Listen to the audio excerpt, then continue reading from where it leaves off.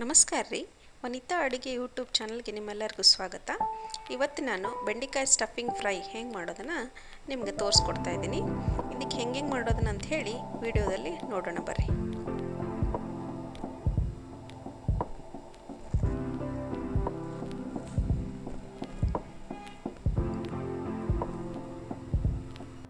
ಮೊದಲಿಗೆ ನಾನಿಲ್ಲಿ ಫ್ರೆಶ್ ಆಗಿರುವಂಥ ಬೆಂಡೆಕಾಯಿನ ತೊಗೊಂಡಿದ್ದೀನಿ. ಸಣ್ಣ ಸಣ್ಣದಾಗಿರೋದು ತೊಗೊಳ್ರಿ.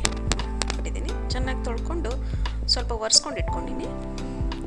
ಅದಾದಮೇಲೆ ಏನು ಮಾಡೋಣ, ಅದನ್ನು ಕಟ್ ಮಾಡೋಣ. ಇವಾಗ ಬೆಂಡೆಕಾಯಿ ಮುಂದಿಂದು ಹಾಗೆ ಹಿಂದಿನ ತುದಿನ ಕಟ್ ಮಾಡಿ ತೆಗೆದುಬಿಡಬೇಕು. ಆಮೇಲೆ ನಡ್ಬರ್ಕ್ ಈ ಥರ ಸೀಳ್ಕೊಂಡ್ಬಿಡ್ಬೇಕು ಸ್ಟಫಿಂಗ್ ಮಾಡಲಿಕ್ಕೆ.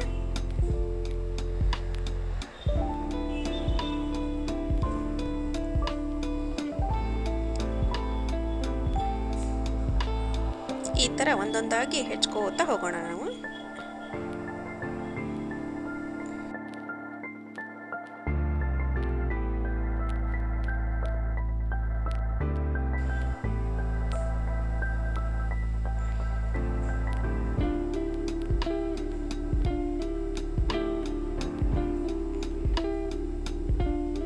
ಆದಷ್ಟು ಸಣ್ಣದಾಗಿರೋದೇ ಬೆಂಡೆಕಾಯಿನ ತಗೊಳ್ರಿ.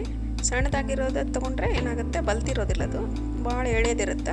ಆಮೇಲೆ ಟೇಸ್ಟ್ನೂ ತುಂಬ ಚೆನ್ನಾಗಾಗುತ್ತದೆ. ಎಳೆದೇ ತೊಗೊಳ್ರಿ. ನೋಡಿರಿ, ಇವಾಗೆಲ್ಲ ಹೆಚ್ಚಿಟ್ಕೊಂಡಿದ್ದೀನಿ ನಾನು. ಇವಾಗ ಸ್ಟಫಿಂಗ್ ಮಾಡಲಿಕ್ಕೆ ನಾವು ರೆಡಿ ಮಾಡ್ಕೊಳ್ಳೋಣ. ಮೊದಲಿಗೆ ಒಂದು ಬೌಲ್ ತೊಗೊಂಡೋಣ. ಬೌಲ್ದಾಗ ಏನು ಮಾಡೋಣ್ರಿ, ಇವಾಗ ರುಚಿಗೆ ತಕ್ಕಷ್ಟು ಉಪ್ಪು ಹಾಕೊಳ್ಳೋಣ್ರಿ. ಆಮೇಲೆ ಅಚ್ಚ ಖಾರದ ಪುಡಿ. ನಾನಿಲ್ಲೇ ಒಂದು ಚಮಚ ಅಚ್ಚ ಖಾರದ ಪುಡಿ ತೊಗೊಂಡಿದ್ದೀನಿ. ಇದು ಬ್ಯಾಡಗೆ ಮೆಣಸಿನ್ಕಾಯಿ ಆಗಿರೋದ್ರಿಂದ ಒಂದು ಚಮಚ ತೊಗೊಂಡಿದ್ದೀನಿ. ಆಮೇಲೆ ಜೀರಿಗೆ ಪುಡಿ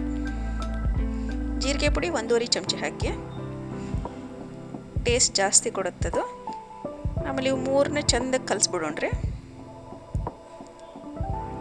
ಕಲಸಿದಾದ್ಮೇಲೆ ಏನು ಮಾಡೋಣ, ಚೆಂದಾಗಿ ಕಲಿಸ್ಕೊಂಡು ಒಂದೊಂದಾಗಿ ನಡ್ಬರ್ಕ್ ಏನು ಸೀಳಿರ್ತೀವಲ್ರಿ, ಬೆಂಡೆಕಾಯಿ ನಡ್ಬರ್ಕ್ ಸೀಳಿದ್ರಾಗ ಆ ಸ್ಟಫಿಂಗ್ ಎಲ್ಲ ತುಂಬ್ಕೊಂಡ್ಬಿಡೋಣ್ರಿ. ಒಂದೊಂದು ಅಂತೇಳಿ ತುಂಬ್ಕೊಂಡ್ಬಿಡೋಣ.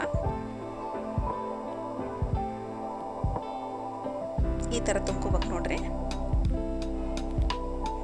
ಇದಕ್ಕೇನು ಬೇರೆ ಯಾವ ಮಸಾಲೂ ಬೇಕಾಗಿಲ್ಲ. ಇಷ್ಟೇ ಭಾಳ ಚೆನ್ನಾಗಿರುತ್ತೆ. ಇದು ರೊಟ್ಟಿ ಚಪಾತಿ ಜೊತೆ ಭಾಳ ಚೆನ್ನಾಗಿರುತ್ತೆ.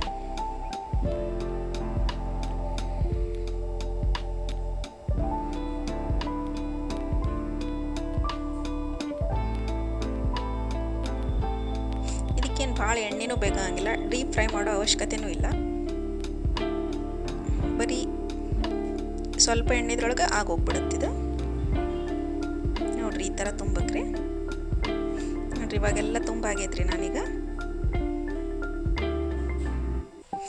ಏನು ಮಾಡೋಣ್ರಿ, ಗ್ಯಾಸ್ ಆನ್ ಮಾಡ್ಕೊಂಡು ತವಾ ಇಟ್ಕೊಂಡ್ಬಿಡೋಣ್ರಿ ಅವ್ನು ಹುರಿಯಾಕ.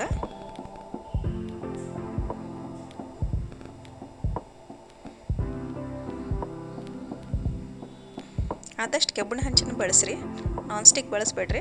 ಕೆಬ್ಬಣ ಹಂಚು ಬಳಸೋದ್ರಿಂದ ಏನಾಕೈತಿ, ಟೇಸ್ಟ್ ಎನ್ಹ್ಯಾನ್ಸ್ ಆಗುತ್ತೆ. ನೋಡಿರಿ, ಇವನ್ನೆಲ್ಲ ಸ್ಟಫಿಂಗ್ ಮಾಡಿರೋ ಬೆಂಡೆಕಾಯಿ ತವ ಒಳಗೆ ಹಾಕ್ಬಿಡೋಣ.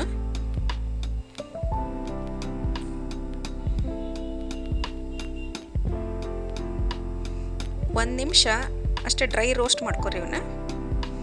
ಯಾಕಂದ್ರೆ ಅದು ಅಂಟಂಟಾಗಿರುತ್ತಲ್ರಿ ಬೆಂಡೆಕಾಯಿ.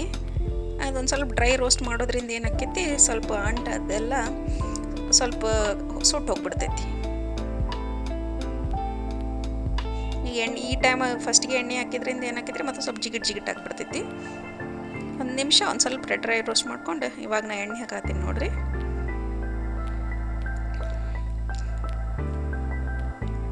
ಒಂದು 2 ಸ್ಪೂನ್ ಎಣ್ಣೆ ಆದ್ರೆ ಸಾಕ್ರಿ. ಇದಕ್ಕೆ ಭಾಳ ಏನು ಬೇಕಾಗಿಲ್ಲ.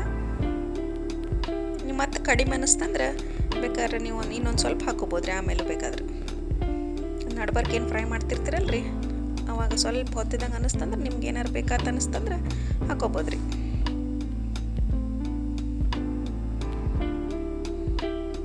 ನೋಡ್ರಿ, ಇವಾಗ ಚೆನ್ನಾಗಿ ಹುರಿಬೇಕ್ರಿ. ಇದನ್ನ ಹುರಿಯಾಕೆ ಒಂದು ಸ್ವಲ್ಪ ಟೈಮ್ ತೊಗೊತೈತ್ರಿ ಇದು. ನೋಡ್ರಿ, ಇವಾಗ ಹಿಂಗಾಗೈತೆ ನೋಡ್ರಿ, ಸ್ವಲ್ಪ ಮೆತ್ತಗಾಗೈತೆ ನೋಡ್ರಿ. ಆಮೇಲೆ ಸ್ಟಫಿಂಗೂ ಒಂದು ಸ್ವಲ್ಪ ತಳ ಹಿಡಿಯತ್ತೈತೆ ನೋಡ್ರಿ.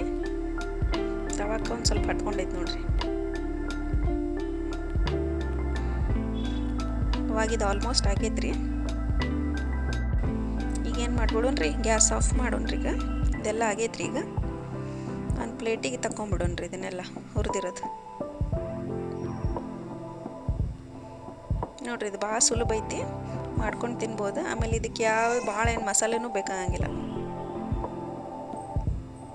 ಸ್ವಲ್ಪ ಬೇಕಾದ್ರೆ ನಿಂಬೆಹಣ್ಣು ಬೇಕಾದ್ರೆ ನೀವು ಸ್ವಲ್ಪ ನಿಂಬೆಹಣ್ಣು ಸ್ವಲ್ಪ ಹಿಂಡ್ಕೊಬೋದು ರೀ ಮೇಲೆ.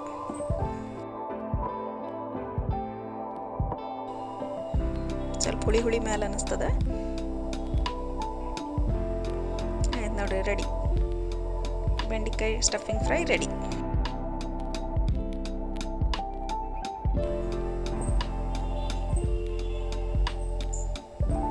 Thank you for watching.